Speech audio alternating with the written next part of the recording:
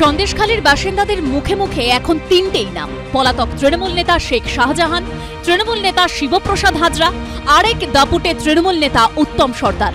তিনজনেই তৃণমূলের দলীয় পদে রয়েছেন। তিনজনেই উত্তর 24 পরগনা জেলা পরিষদের সদস্য। তিনজনের বিরুদ্ধে জোর করে জমি দখল, অত্যাচারের অভিযোগ। এই প্রেক্ষাপটে কখনো বিরোধীদের চক্রান্ত, কখনো আবার অন্তর্ঘাতের অভিযোগ তুলছেন সন্দেশখালীর তৃণমূল বিধায়ক। এই মানুষগুলো তো আপনাদের সঙ্গেই ছিল, কালকে যারা লাঠি বাঁশ হাতে বেরিয়ে এসছে তারা তো আপনাদের সঙ্গে ছিল। হঠাৎ কি এমন হলো তারা এত বিদ্রোহী হয়ে উঠলো? কি কারণ আপনার মনে হয়? আমার মনে হয় যে কিছু মানুষ এমনভাবে উস্কানি দিয়েছে, যেহেতু আমাদের কনভেনার শেখ শাহজাহান তিনি অন্তরালে আছে, তিনি তাকে পাচ্ছে না ডাইরেক্ট ফোনে, মানুষ তার নির্দেশ পাচ্ছে না। কোনো ঘটনা ঘটলে হঠাৎ করে মানুষকে কেউ বা কারা ইন্ধন দিয়েছে যে এইরকম করো, তাহলে হয়তো আরও সন্দেশখালীতে অশান্তি হবে এবং বিজেপি সিপিএমের কিছু ফায়দা হবে। এটা কি চক্রান্ত? একদম চক্রান্ত। যদিও একেবারে অন্য কথা বলছেন বিক্ষোভকারীরা। সমস্বরে তাঁদের দাবি তাঁরা তৃণমূলের লোক। অনেকে বলছেন যে এই যে কালকে আপনারা যারা মিছিল করছেন বেরিয়েছে, আপনারা সিপিএম এবং বিজেপি করেন। তৃণমূল করি আমরা তৃণমূলের লোক, আমরা সবাই তৃণমূলের লোক, আমরা শান্তি চাই। তৃণমূল বিধায়ক যখন বিজেপি সিপিএম এর দিকে অভিযোগের আঙুল তুলছেন, তখন ইঙ্গিতপূর্ণ মন্তব্য শোনা গেছে বিরোধী দলনেতা শুভেন্দু অধিকারীর গলায়। গ্রামবাসীদের গ্রামে থাকতে বলেছি আমরা এবং সংগঠিত হতে বলেছি। আবার হুইসেল বাজবে, আবার জয় শ্রীরাম হবে। বিজেপি সিপিএম কংগ্রেসের একাংশ আর একটা দল মানুষকে উস্কে একটা সাময়িক গন্ডগোলের চেষ্টা করেছে, প্ররোচনা দিয়েছে।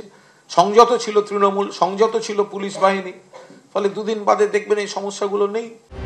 5ই জানুয়ারি ইডি সিআরপিএফ এর ওপর শেখ শাহজাহানের বাহিনীর বর্বর হামলার পর স্বতঃস্ফূর্ত জনরোষের তত্ত্ব খাড়া করেছিল যে তৃণমূল, এখন গ্রামবাসীদের একাংশের ক্ষোভের ঝড় আছড়ে পড়েছে তাদের নেতাদের ওপরই।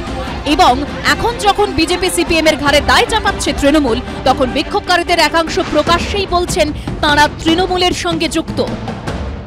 আমরা তৃণমূল করি, আমরা পার্টি করি, তৃণমূল করি, ঠিক আছে, এই না যে ছেড়ামো ভালোবাসি না, আমরা পার্টি করি, ঠিক আছে, পার্টিকে ভালোবাসি। এটাই হচ্ছে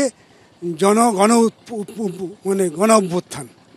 এই জনরসকে ঠেকাতে গিয়ে তারা কাউকে না কাউকে এখন আসামির কাঠগড়ায় দাঁড় করাতে হবে। পশ্চিমবঙ্গের রাজনীতি এটাই।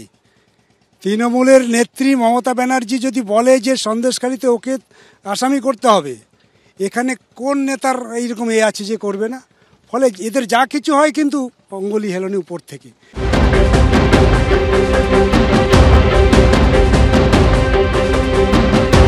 দলের কর্মী আপনারা জানেন তো, গত 21 সালে সবাই দলের কর্মী। কে কোথায় লাফ মেরেছে, ঝাঁপ মেরেছে, এরকম কিছু ছেলেপুলে আছে যারা এই সময়, এই ডামাডোলের সময় তারা সুযোগটা নিচ্ছে। তারা মানুষকে মোপটা করার সুযোগ করে দিয়েছে। লাঠি সোটা নিয়ে তারাই বেরিয়ে এসেছে। সিসিটিভি ফুটেজ দেখে পুলিশকে বলেছে অ্যাকশন নিতে। সে দলের কর্মী হোক, দলের গুরুত্বপূর্ণ লিডার হোক, সে যদি অন্যায়ের সঙ্গে থাকে তাহলে গ্রেপ্তার করতে হবে। তৃণমূলের যিনি এমএলএ, তার নাম বোধহয় সুকুমার মাহাতো, তিনি একে মুখে 3-4 রকম কথা বলছেন। এক, বলছেন 21 সালের পরে সন্দেশখালী সবাই তৃণমূল। 2, বলছেন যারা রুখে দাঁড়াচ্ছে তারা তৃণমূল, কিন্তু তারা মার খেতে খেতে পিঠ দেয়ালে ঠেকে গেছে। আবার 3, বলছেন এটা সিপিএম এবং বিজেপির চক্রান্ত। সিপিএম এর সঙ্গে বিজেপির নাম না জড়িয়ে দিলে তো হয় না। কোনো সন্দেহ নেই ওখানকার মানুষ, তাদের দল মত যাই থাক না কেন, তারা আক্রান্ত।